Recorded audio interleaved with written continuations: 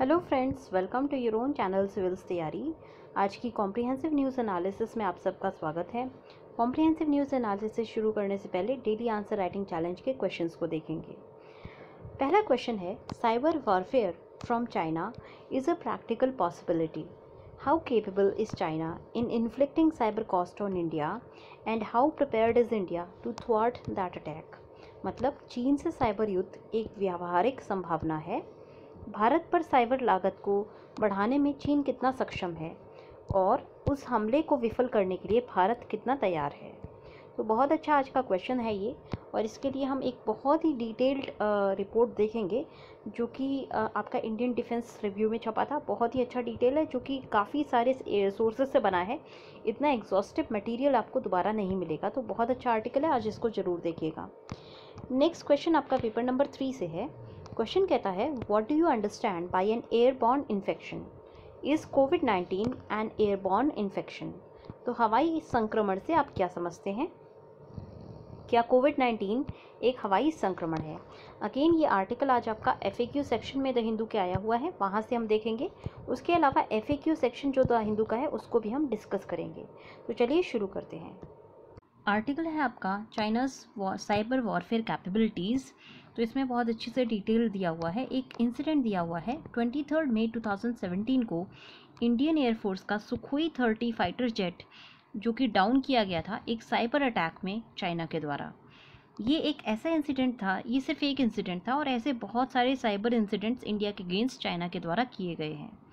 ज़्यादातर ऑब्जर्वर्स को ये जो है सरप्राइज़ नहीं लगता, क्योंकि इंडिया जो है एक सबसे ज़्यादा साइबर अटैक्ड कंट्री है और ज़्यादातर ऐसे अटैक्स चाइना से ओरिजिनेट होते हैं। 2018 में इंडिया की national security council secretariat NSCS ने बताया था कि ऑलमोस्ट 35% जो हमारे साइबर अटैक हैं वो चाइना में एमनेट होते हैं, चाइना से जनरेट होते हैं। सिचुएशन 2018 से 2020 तक कोई इम्प्रूव नहीं हुई है।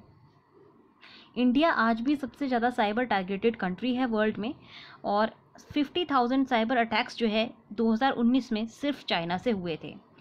इंडिया जो है सबसे ज़्यादा साइबर अटैक कंट्री थी अप्रैल में और जून में, और 2019 में इंडिया जो है टॉप 5 साइबर अटैक्ड कंट्रीज़ में थी पूरे साल, अकॉर्डिंग टू अ रिपोर्ट। ये रिपोर्ट यहाँ पे जो है हाइपर लिंक दिया हुआ है, आप चाहें तो क्लिक करके देख सकते हैं। इसकी PDF मैं आपको डाल दूँगी चैनल के ऊपर। उसके अलावा 2019 में जो इंडिया के ऊपर साइबर अटैक्स हुए थे वो स्लोवानिया से ओरिजिनेट हुए थे, चाइना से ओरिजिनेट हुए थे, यूक्रेन से ओरिजिनेट हुए थे, चेक रिपब्लिक से और मैक्सिको से ओरिजिनेट हुए थे। तो ये हमारी जो है साइबर अटैकिंग कंट्रीज़ हैं, स्लोवानिया, यूक्रेन, चेक रिपब्लिक, चाइना और मैक्सिको। साइबर अटैक्स हमारे ऊपर जो हुए थे वो हमारे इंफ्रास्ट्रक्चर को उन्होंने अटैक किया था, हमारे फाइनेंशियल इंस्टीट्यूशंस को अटैक किया था और गवर्नमेंट एजेंसीज़ को अटैक किया था। हमारे ऊपर कुछ अटैक्स जो है पर्सनल और फाइनेंशियल गेंस के लिए हुए थे, और बहुत सारे जो अटैक थे उन्होंने स्ट्रैटेजिकली इंडिया की जो नेशनल सिक्योरिटी है उसको अंडरमाइन किया था। एक मेजर डिफ़िकल्टी ये है कि हम जो है साइबर अटैक वॉरफेयर को समझ नहीं पाते हैं। तो साइबर वॉरफेयर क्या है? साइबर वॉरफेयर की डेफिनेशन अगर हम दें तो साइबर वॉरफेयर एक एक्सटेंशन पॉलिसी है जहां पर एक्शंस लिए जाते हैं साइबर स्पेस में स्टेट एक्टर्स के द्वारा, मतलब कि गवर्नमेंट एजेंसीज़ के द्वारा लिए जाते हैं, नॉन स्टेट एक्टर्स के सपोर्ट से लिए जाते हैं या तो, और ये जो है सीरियस थ्रेट के रूप में इमर्ज होते हैं दूसरे स्टेट की सिक्योरिटी के लिए। मतलब फॉर एग्जांपल अगर चाइना के स्टेट एक्टर या फिर चाइना के नॉन स्टेट एक्टर जो है स्टेट के सपोर्ट से इंडिया की स्टेट सिक्योरिटी को जो है थ्रेटन करते हैं तो वो साइबर वॉरफेयर होगा। और या फिर कोई भी ऐसा साइबर एक्शन जो कि इसी तरह के नेचर का होता है और हम किसी भी कंट्री के जो है के लिए सीरियस थ्रेट के रूप में इमर्ज होता है, किसी भी कंट्री की स्टेट सिक्योरिटी के लिए सीरियस थ्रेट के ऊपर में इमर्ज होता है, तो उसको हम साइबर वॉरफेयर कहते हैं। कोई भी ऐसी कॉमनली एक्सेप्टेड डेफिनेशन नहीं है साइबर वॉरफेयर की, और ये डिबेटेबल है कि साइबर वॉरफेयर केवल स्टेट या स्टेट स्पॉन्सर्ड एक्टर्स को इन्वॉल्व करता है, क्योंकि ज़्यादातर स्टेट्स जैसे रूज स्टेट हो गए, जैसे चाइना हो गया, पाकिस्तान हो गया, ये लोग जो है एक्सेप्ट नहीं करते हैं, इवन दो ये जो है स्टेट एक्टर्स इसमें इन्वॉल्व होते हैं, बट ये एक्सेप्ट नहीं करेंगे कि स्टेट एक्टर्स इन्वॉल्व हैं। इसलिए जो साइबर वॉरफेयर की जो डेफिनेशन हमने देखी ये काफ़ी डिबेटेबल डेफिनेशन है, क्योंकि ये जो है नॉन स्टेट एक्टर्स को नहीं इंक्लूड करती, जैसे टेररिस्ट ग्रुप हो गए, कंपनीज हो गई, पॉलिटिकल और आइडियोलॉजिकल एक्सट्रीमिस्ट ग्रुप हो गए, हैक्टिविस्ट हो गए, मतलब हैकिंग एक्टिविस्ट हो गए, और इवन ट्रांसनेशनल क्रिमिनल ऑर्गेनाइजेशंस हो गई जो कि अपने सेल्फ इंटरेस्ट में वर्क करती हैं किसी स्टेट के बिहेस्ट पे, या फिर जो है जो साइबर वॉरफेयर को हमारे लिए जो कॉस्ट है उसको बढ़ा देती हैं। ये सारी चीज़ें भी हमारी जो है साइबर वॉरफेयर का ही हिस्सा होती हैं, जो कि हमने डेफिनेशन में इनको इंक्लूड नहीं किया था, इसीलिए डेफिनेशन थोड़ी सी डिबेटेबल हो जाती है। अगर हम साइबर अटैक की बात करें तो कुछ ना कुछ साइबर अटैक इंडिया में डेली बेसिस पर होता है, और ये जो है एक स्टडी की गई थी RAND कॉर्पोरेशन के द्वारा। उसका कहना है कि साइबर वॉरफेयर एक स्ट्रैटेजिक वॉरफेयर होता है इंफॉर्मेशन एज में, जैसे कि न्यूक्लियर वॉरफेयर था 20th सेंचुरी में, वैसे आज की सेंचुरी में जो है साइबर वॉरफेयर है। ये स्टडी जो है फ्रीक्वेंटली कोट की जाती है चाइनीज़ मिलिट्री एनालिस्ट के द्वारा, और ये नोटवर्दी है कि इस डेफिनेशन में ये आर्ग्यू किया गया है कि साइबर वॉरफेयर एक मियर ऑपरेशन ऑफ मिलिट्री डोमेन से के बियॉन्ड है, और ये कॉम्पिटिशन के एरियाज़ में भी इन्वॉल्व होता है, जैसे कि इकोनॉमी हो गया, डिप्लोमेसी हो गया, सोशल डेवलपमेंट हो गया, और इसकी बहुत ज़्यादा सिग्निफिकेंस होती है नेशनल सिक्योरिटी के को लेकर के। चाइनीज़ कॉन्सेप्ट्स की अगर हम बात करें तो गल्फ वॉर के एक टर्निंग पॉइंट था जब चाइना ने ये रियलाइज़ किया कि हमारे पास जो है मिलिट्री के अंदर डीप रिफॉर्म्स की ज़रूरत है, जिससे कि हम फ्यूचर कॉन्फ्लिक्ट्स के लिए रेडी हो सकें। और चाइना ने ये भी रियलाइज़ किया था कि जो फ्यूचर की कॉन्फ्लिक्ट होंगी वो टेक्नोलॉजी ड्रिवन होंगी। 1993 में चाइना ने अपनी मिलिट्री की स्ट्रैटेजी गाइडलाइन को चेंज करके कहा कि हम जो है लोकल वॉर्स को विन करना चाहते हैं on condition of modern technology, particularly high technology, और इसको जो है बेसिक एम बनाया अपने मिलिट्री स्ट्रगल के प्रिपरेशंस का। जो अर्ली वर्क्स हैं चाइना में, उनमें देखा गया है कि नई स्ट्रैटेजी की हिंट जो है आई थी एज अनरिस्ट्रिक्टेड वॉरफेयर। इसके जो प्रोपोनेंट्स थे वो कियाओ लियांग और वांग जिंगजुई थे 1999 में। उन्होंने लिखा था कि अगर हम चाहते हैं विक्ट्री हो फ्यूचर वॉर्स में, तो हमें पूरी तरह से प्रिपेयर्ड रहना होगा इंटेलेक्चुअली इस सिनेरियो के लिए, और इसके लिए हमें रेडी रहना होगा कि हम कोई वॉर जो है कैरी आउट कर सकें जो कि ऐसे स्फीयर में हो जो कि मिलिट्री एक्शन से डोमिनेटेड ना हो। तो की इस अनरिस्ट्रिक्टेड वॉरफेयर की होगी कि हम जो है ऐसे वेपन से फाइट करें जो कि हमारे लिए, हमारी फ़ाइट के लिए फ़िट हों। हम ऐसे वेपन्स को बिल्ड करें जो कि इस फाइट के लिए फ़िट हों। इसका मतलब यहाँ पे जो अनवील्ड, मतलब एक जो छुपे तौर पे कहा जा रहा था, वो साइबर वॉरफेयर की बात कही जा रही थी चाइना के द्वारा। इसने जो है ट्रेडिशनल वॉरफेयर को इन्फीरियर कर दिया और फ्यूचर वॉर्स को जो है टेक्नोलॉजी ड्रिवन जो है इन लोगों ने प्रोपाउंड किया और टेक्नोलॉजी के ऊपर बहुत ज़्यादा फोकस करना शुरू कर दिया। स्ट्रैटेजी चेंज हुई थी winning local wars under condition of informalization in 2004, ऐसा करके जो है चाइना ने अपनी स्ट्रैटेजी को इनकॉर्पोरेट किया था, जहां चाइना ने अंडरस्कोर किया कि informationization has become the key factor, मतलब इंफॉर्मेशन जो है की फैक्टर हो गया है वॉर फाइटिंग कैपेबिलिटीज़ को एनहेंस करने के लिए। चाइना वहाँ से 2004 से आज बहुत आगे बढ़ चुका है और अपने आप को as a leading cyber warfare capable nation के रूप में इस्टेब्लिश कर चुका है। और कुछ लोग आर्ग्यू करते हैं कि ये जो है नेशन साइबर वॉरफेयर में USA को चैलेंज करने के लिए कैपेबल है और रशिया से काफ़ी आगे बढ़ चुका है। एक हमारे जो मिलिट्री एनालिस्ट हैं, डिफेंस एनालिस्ट हैं, बहुत अच्छे डिफेंस एनालिस्ट हैं जिनको ऑफन कोट किया जाता है, ब्रिगेडियर गुरमीत कंवल, उनका व्यू था कि इंफॉर्मेशन वॉरफेयर जो है ग्रेजुअली एज्यूम कर चुका है उस ऐसी पोजीशन को जो कि काफ़ी अट्रैक्टिव ऑप्शन है चाइना के अंदर, क्योंकि वो ये व्यू करते हैं कि ये एक असिमेट्रिक टूल है जो उनको उनकी relative backwardness in military hardware से ओवरकम करा सकती है। आप देखिए, चाइना एक ऐसी कंट्री है जिसकी कन्वेंशनल आर्मी ने कोई वॉर हाल फिलहाल में नहीं लड़ा है 1970 से लेकर के आज तक। अगर आप UN पीस कीपिंग मिशंस में भी चाइना का जो पार्टिसिपेशन होता है वह काफ़ी कम होता है और चाइनीज़ जो भी सोल्जर्स हैं उतने ज़्यादा केपेबल नहीं हैं लड़ाई लड़ने के लिए, एक्चुअल वॉरफेयर, ट्रेडिशनल वॉरफेयर लड़ने के लिए। ऐसे में अगर कोई युद्ध जीतना है तो चाइना ये एज्यूम करती है कि उसको जो है असिमेट्रिक वॉरफेयर करना पड़ेगा, एक ऐसा टूल करना पड़ेगा जो कि फार सुपीरियर हो। ऐसे में चाइना ने देखिए बायोलॉजिकल वॉरफेयर ऑलरेडी करना शुरू कर दिया है, इसको अनवील्ड मैनर में कर रही है चाइना। और साइबर वॉरफेयर चाइना का काफ़ी जो है देखा भी गया है। अभी रिसेंटली ऑस्ट्रेलिया के ऊपर जो है साइबर अटैक हुआ था चाइनीज़ के द्वारा। तो ये चाइना काफ़ी जो है इंफॉर्मेशन वॉरफेयर करने में काफ़ी ज़्यादा कैपेबल है, काफ़ी कैपेबिलिटीज़ उसने अपनी बना ली हैं। और इसीलिए हमारे लिए ये ज़रूरी होगा कि हम इस चाइना की कैपेबिलिटीज़ इंफॉर्मेशन वॉरफेयर में समझें, जिससे कि हम अपने आप को डिफेंसिव पोजीशन में ला सकें। चाइना की वॉरफेयर कैपेबिलिटीज़ क्या हैं? साइंस ऑफ मिलिट्री स्ट्रैटेजी, ये स्टडी है एकेडमी ऑफ मिलिट्री साइंस 2013 में जो है के द्वारा ये पब्लिश की गई थी 2013 में। ये पहला टाइम था जब चाइनीज़ मिलिट्री ने पब्लिकली एड्रेस किया था साइबर वॉरफेयर को एक होलिस्टिक पॉइंट ऑफ व्यू से। ये एम्फसाइज करती है स्टडी कि साइबर स्पेस एक नया एसेंशियल डोमेन है मिलिट्री स्ट्रगल का। 2015 के चाइना के ministry of national defence paper entitled China's military strategy में भी इसको जो है हाईलाइट किया गया था, बट इस पेपर ने ये मॉडिफाई किया और कहा कि बेसिक एम है हमारा कि हम अपने आप को प्रिपेयर रखें, अपनी मिलिट्री को प्रिपेयर रखें कि कोई भी अगर इंफॉर्मेशनाइज्ड लोकल वॉर होता है तो उससे हम जीत सकें। चाइना की कैपेबिलिटीज़ का ऑब्जेक्टिव क्या है?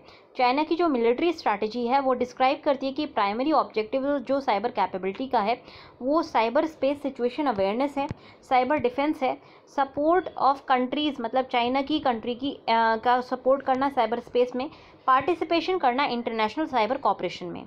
उसके अलावा जो ऑब्जेक्टिव है चाइना की साइबर मिलिट्री विंग का वो है कि वो साइबर क्राइसिस को जो है ओवरकम कर सके और एक नेशनल और इंफॉर्मेशन सिक्योरिटी का नेटवर्क जो है इंश्योर कर सके, नेशनल सिक्योरिटी और सोशल स्टेबिलिटी इंश्योर कर सके। इसके अलावा डिफेंस जो है क्रिटिकल इंफॉर्मेशन इंफ्रास्ट्रक्चर की कर सके।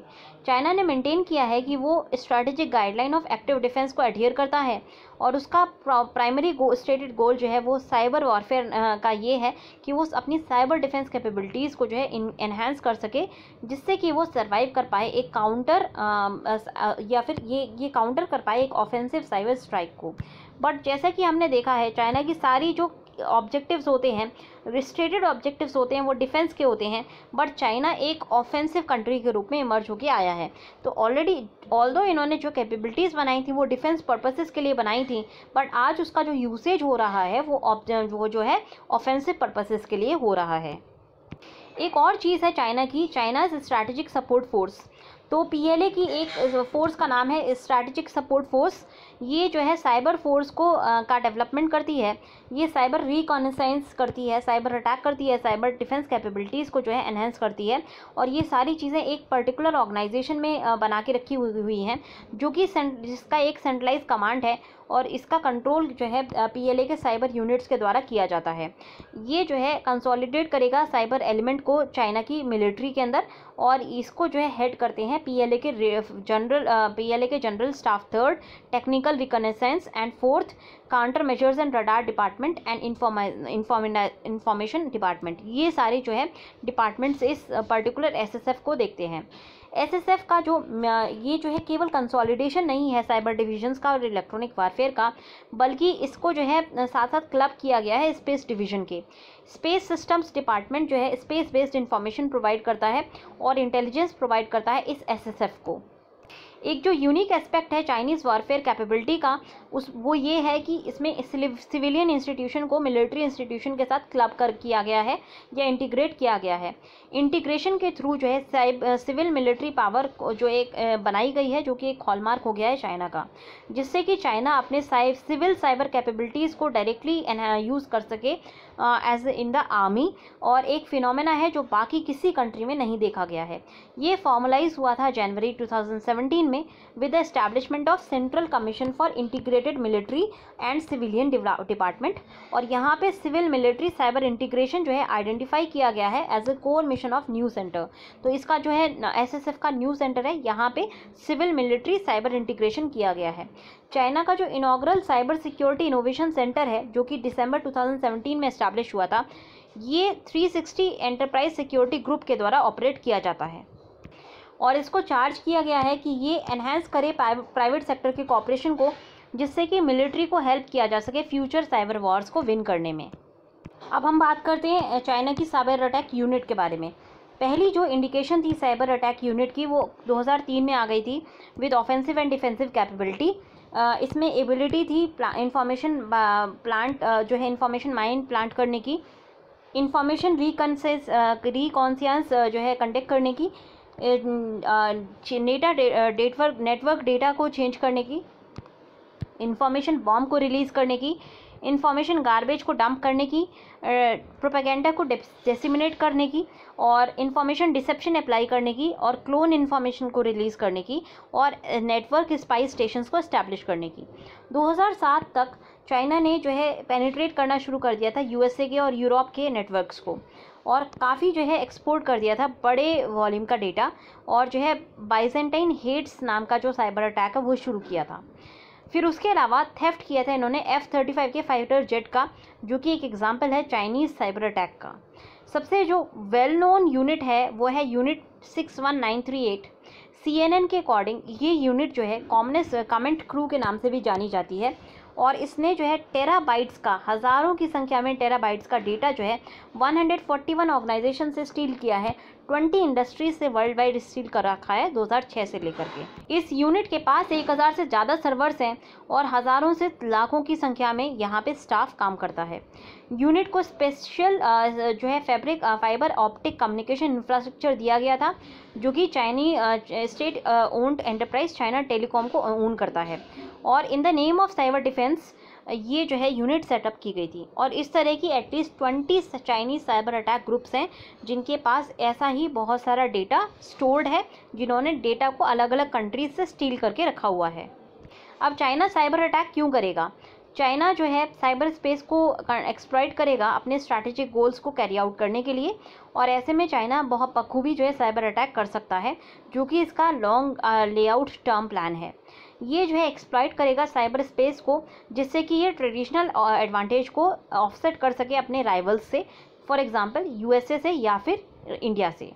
ऑफिशियल डॉक्यूमेंट रिवील करते हैं पीएलए के कि कंसिस्टेंटली ये लोग जो है एडवोकेट करते हैं साइबर वॉरफेयर को, जिससे कि ये ऑपरेशनल ऑब्जेक्टिव्स को अचीव कर सकें, एडवर्सरी के कमांड कंट्रोल और कम्युनिकेशंस को टारगेट कर सकें, लॉजिस्टिक नेटवर्क को हैम्पर कर सकें, और कॉम्बैट जो है अपनी पावर को जनरेट कर सकें, जिससे कि early stage of armed conflict में ये जो है अपनी आर्मी की सहायता कर सकें।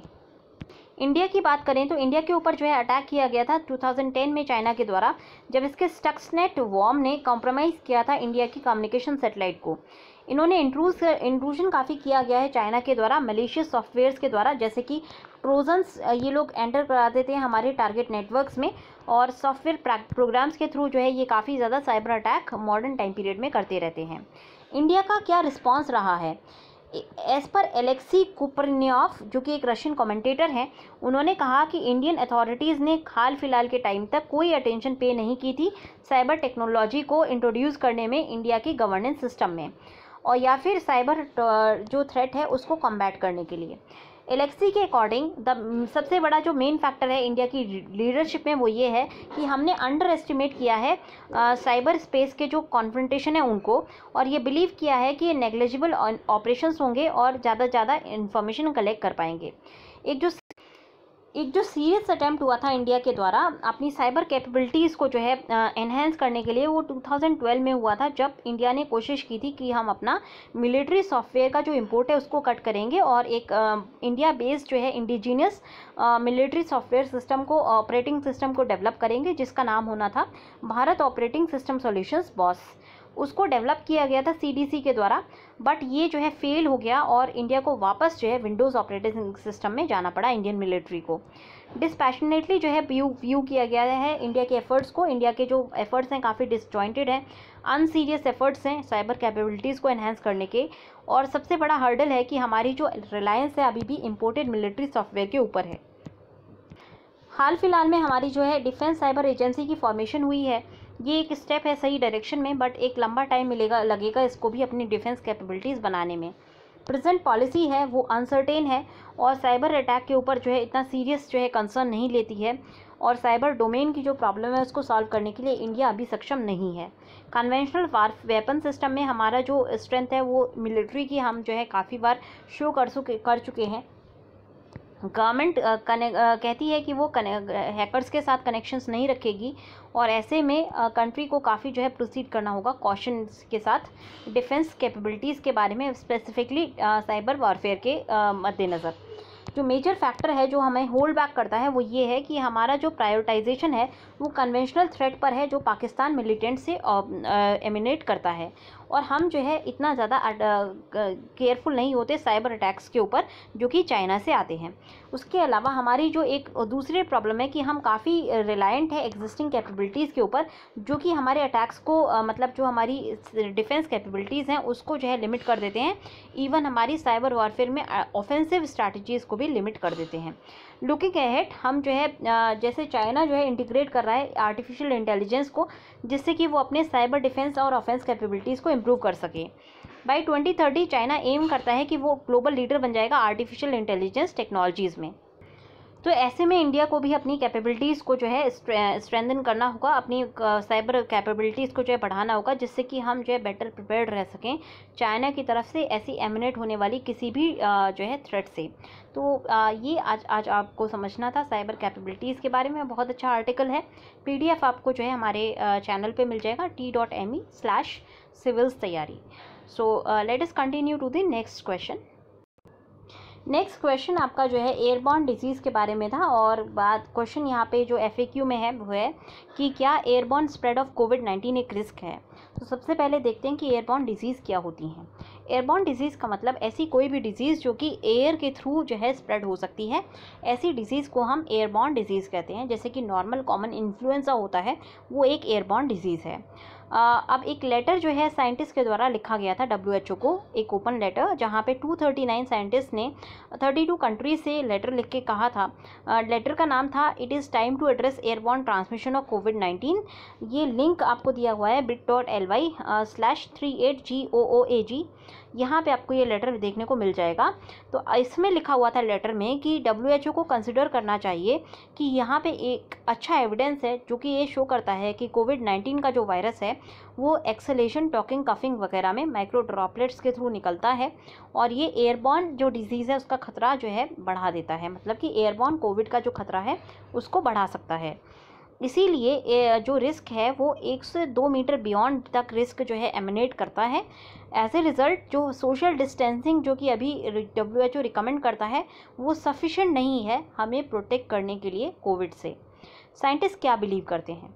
साइंटिस्ट जिनको लीड किया था लिडिया मोरवासाका ने, वो बिलीव करते हैं कि जो हमारा कोविड-19 है इसका जो इस कोविड-19 को कॉन्ट्रैक्ट करने का एक सिग्निफिकेंट रिस्क है इनहलेशन एक्सपोजर से। और ये जो है क्योंकि वायरस जो है माइक्रोस्कोपिक रेस्पिरेटरी ड्रॉपलेट्स के रूप में भी फैल सकता है, मतलब कि माइक्रो ड्रॉपलेट्स के रूप में भी फैल सकता है।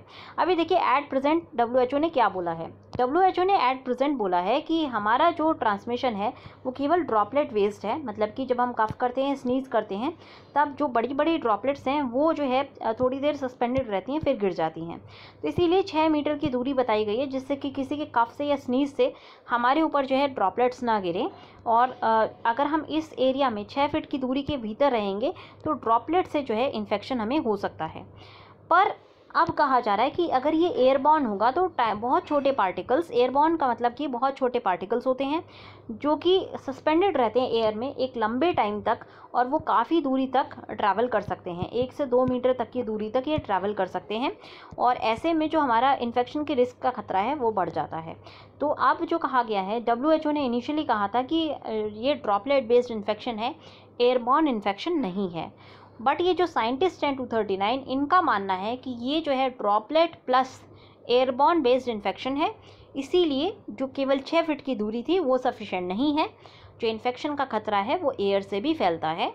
तो हमें जो हमारे क्लोज स्पेसेस हैं वहाँ पे भी बहुत ज़्यादा सावधानी की ज़रूरत है। अब एरोसोल्स क्या होते हैं और ये ड्रॉपलेट्स रेस्पिरेटरी ड्रॉपलेट्स में कैसे आते हैं। एरोसोल जो है छोटे छोटे पार्टिकल्स होते हैं जो इनको एक्सपेल किया जाता है प्रेशर में, जैसे कि एक फाइन मिस्ट के रूप में जो एक्सपेल किया जाता है। आपने देखा होगा जब आप परफ्यूम लगाते हैं तो जब आप परफ्यूम का स्प्रे कर रहे हैं वो एरोसोल के फॉर्म में स्प्रे होता है। इसी तरह से रेपेलेंट, अगर कोई कॉकरोच रेपेलेंट आप स्प्रे करते हैं, अगेन वो एक एरोसोल स्प्रे है। ये नॉर्मल टर्म में एरोसोल इसको कहा जाता है। एरोसोल जो है ज्योग्राफी वाले लोग एक ब्रॉड टर्म के रूप में रेफ़र करते हैं ऐसे कोई भी सस्पेंडेड पार्टिकल को जो कि एयर में सस्पेंडेड हो। फॉर एग्जांपल फाइन डस्ट हो गया, मिस्ट हो गया, स्मोक हो गया। तो हमने अपने ज्योग्राफी के लेसन्स में पढ़ा है कि एरोसोल के जो पार्टिकल्स होते हैं बहुत लंबे टाइम तक एयर में सस्पेंडेड रह सकते हैं और ये जो है ये काफ़ी लंबे लंबे डिस्टेंसेस तक कैरी हो सकते हैं। इस कॉन्टेक्स्ट में अगर हम ट्रांसमिशन ऑफ वायरस के कॉन्टेक्स्ट में इसको देखें तो जो एरोसोल का इन्फेक्शन होगा वो किसी के हंसने से, ब्रीथ करने से, गाना गाने से निकल सकता है और या फिर जो है फोर्सफुल एक्ट जैसे कि स्नेजिंग या कफिंग से भी निकल सकता है। एक ओपन लेटर में कहा गया था कि टिपिकल इंडोर एयर की जो वेलोसिटी है वो 5 माइक्रोन ड्रॉपलेट की होती है, जिससे कि ये जो एरोसोल्स होते हैं ये 10 मीटर्स तक ट्रैवल कर सकते हैं।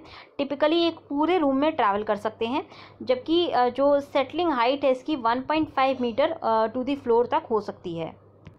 इसका मतलब ये हुआ कि ये जो एरोसोल्स हैं ये एयर में एक लंबे टाइम तक रह सकते हैं और कहीं ना कहीं ये इससे जो इंडिविजुअल है कोई भी अगर कोविड पॉजिटिव है तो वो जो है इन्फेक्ट कर सकता है किसी भी पर्सन को जो even at A distance of 1 to 2 kilometre की दूरी पर हो, एक स्मॉल और पुअरली वेंटिलेटेड रूम में।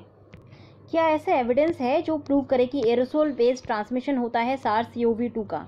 तो WHO का कहना है कि यहाँ पे जो है वॉच करना पड़ेगा इस एरिया को, क्योंकि जो भी एविडेंस दिया गया है इन साइंटिस्ट के द्वारा वो एक कंपेलिंग एविडेंस नहीं है।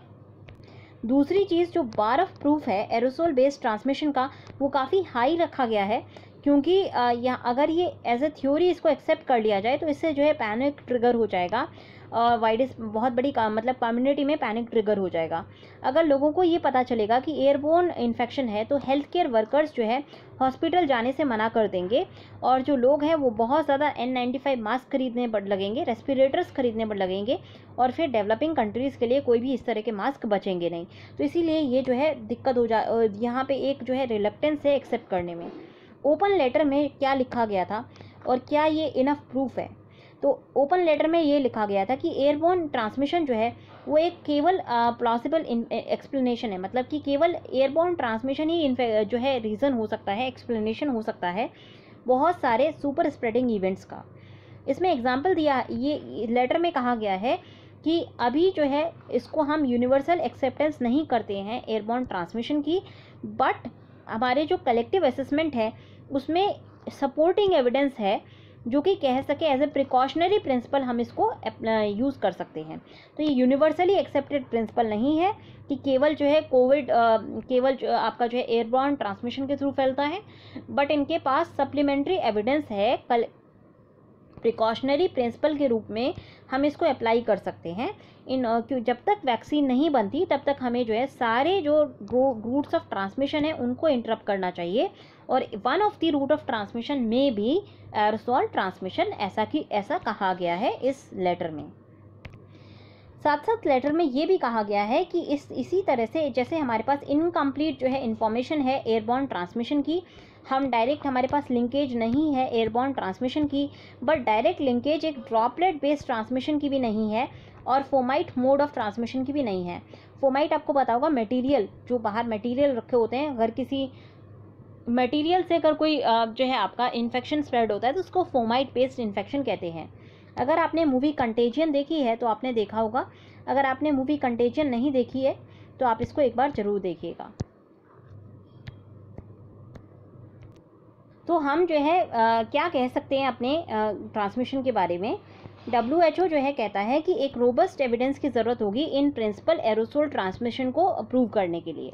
हालांकि जो सिग्नेटरीज हैं उन्होंने एक एग्जाम्पल दिया था आपके चाइना के रेस्टोरेंट का, जहाँ पे एक रेस्टोरेंट में से 3 बैचेस ऑफ लोगों के जो है इन्फेक्शन हो गया था। तो क्या हुआ था कि पहला बैच आया उसमें से कोई एक पॉजिटिव था कोविड, जब ये लीव कर गए तब दूसरा बैच आया था लोगों का और इनको भी जो है कोविड पॉजिटिव टेस्ट किया गया था लेटर स्टेज में, और फिर जो है तीसरा बैच आया जो भी कोविड पॉजिटिव हो गया। पहले बैच में, दूसरे बैच में और तीसरे बैच में कोई भी डायरेक्ट और इनडायरेक्ट जो है कोई किसी भी तरह का कोई भी जो है वो नहीं था, आसपास नहीं थे ये लोग। तो जो केवल एक एक्सप्लेनेशन बचता है वो ये है कि पहले बैच से जो है आपका, क्योंकि वो एक क्लोज स्पेस था, सकरा स्पेस था, तो वहाँ पे एरोसोल बेस्ड ट्रांसमिशन हुआ था, ऐसा इस स्टडी में कहा गया है और इन साइंटिस्ट के द्वारा कहा गया है।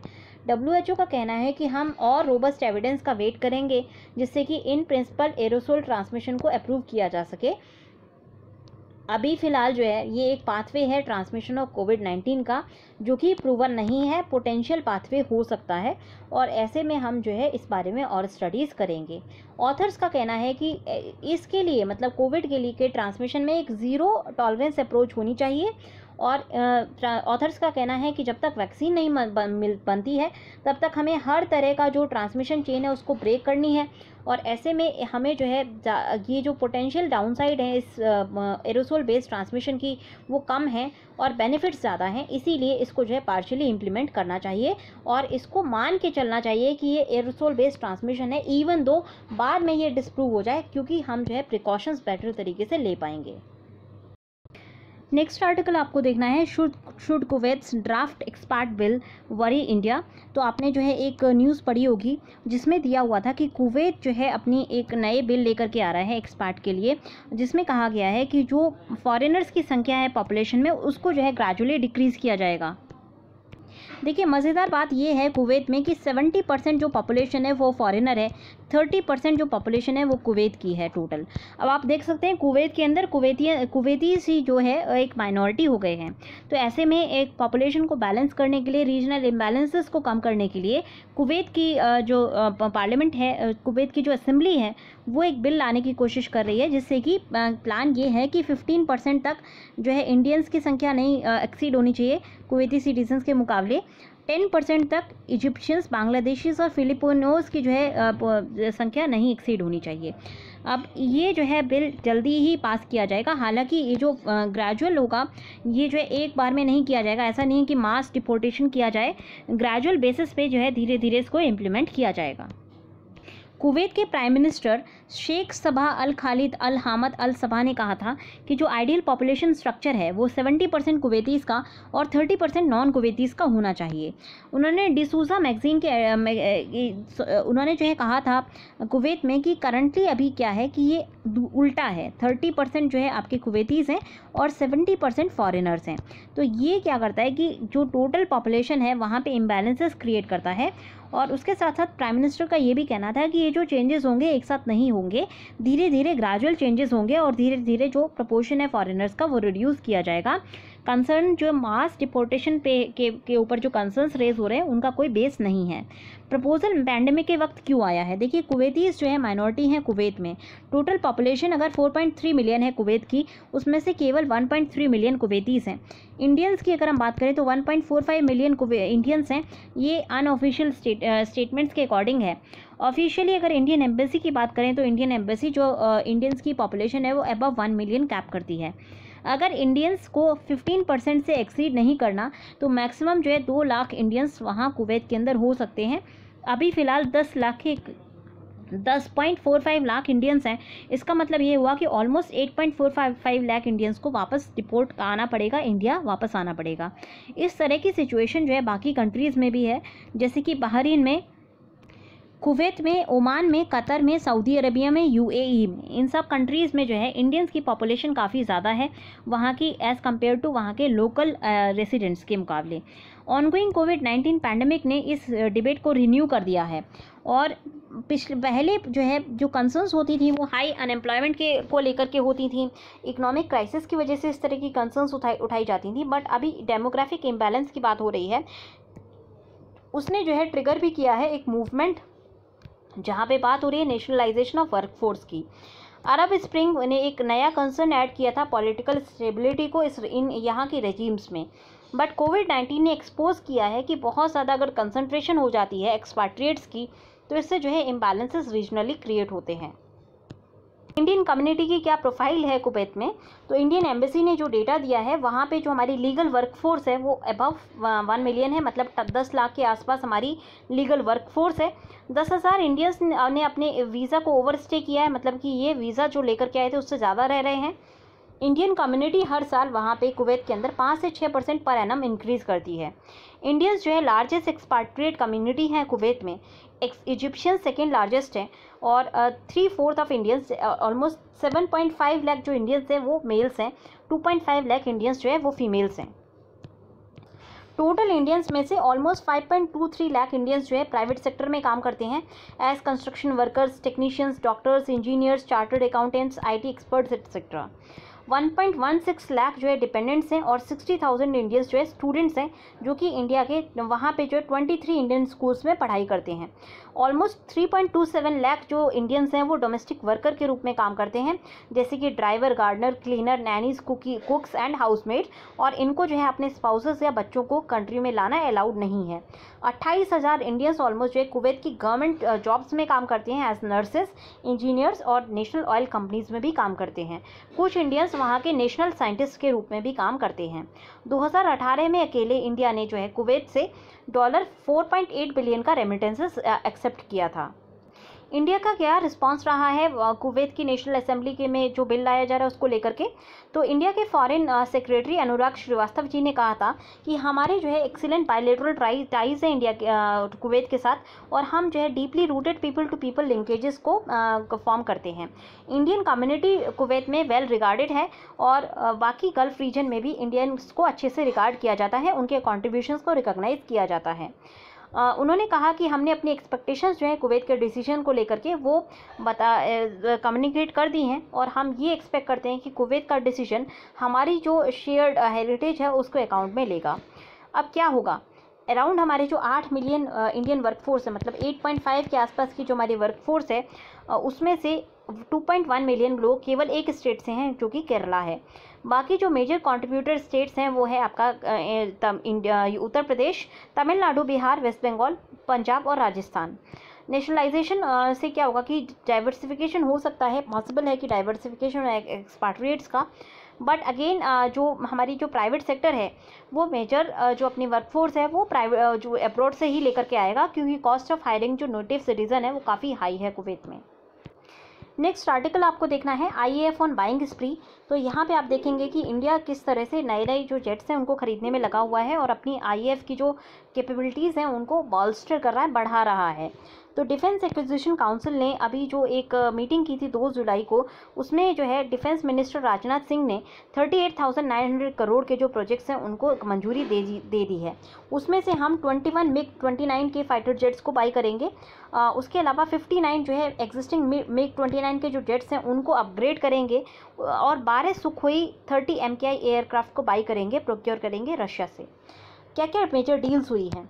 MiG-29 के प्रोक्योरमेंट्स और अपग्रेडेशन की जाएगी जिसकी कॉस्ट है 7,418 करोड़। 12 जो सुखोई MKIs आएंगे उनकी जो कॉस्ट लगेगी वो 10,730 करोड़ लगेगी।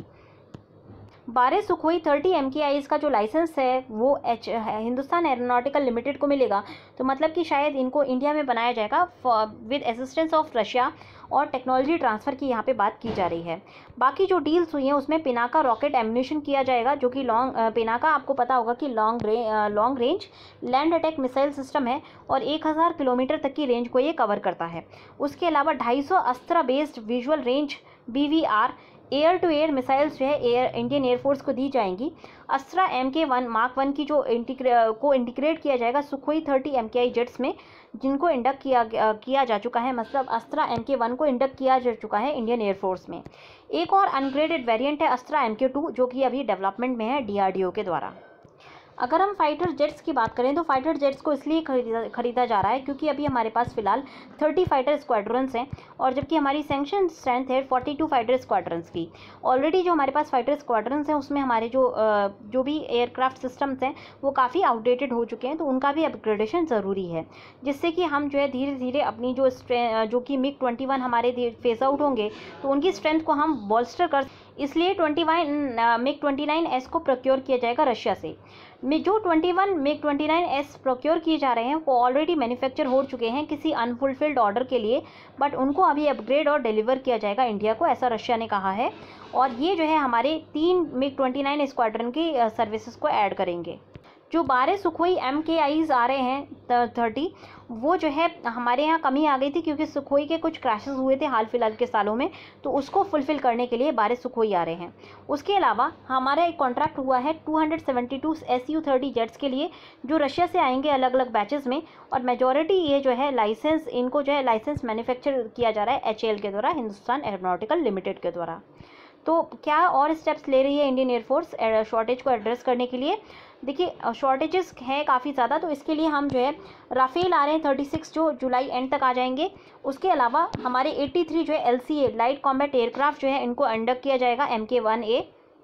उसके अलावा जो इंडियन एयरफोर्स है वो अपने सारे एयरक्राफ्ट की जो अभी करंट इन्वेंट्री में है उनको जो है अपग्रेड कर रही है, जैसे कि जगुआर हो गया, मिराज 2000 हो गया, MiG-29 फाइटर जेट्स हो गए, सभी को अपग्रेड किया जा रहा है और नेगोशिएशन चल रहे हैं रशिया के साथ जिससे कि मेजर अपग्रेड हो सके Su-30 MKI की फ्लीट में। बजटरी एलोकेशन कितना है? यहाँ देखिए बजट का जो एलोकेशन था 2020-21 में वो 3.37 लाख करोड़ का था, एक्सक्लूडिंग डिफेंस पेंशन जो कि 1.5% GDP का अकाउंट करता है।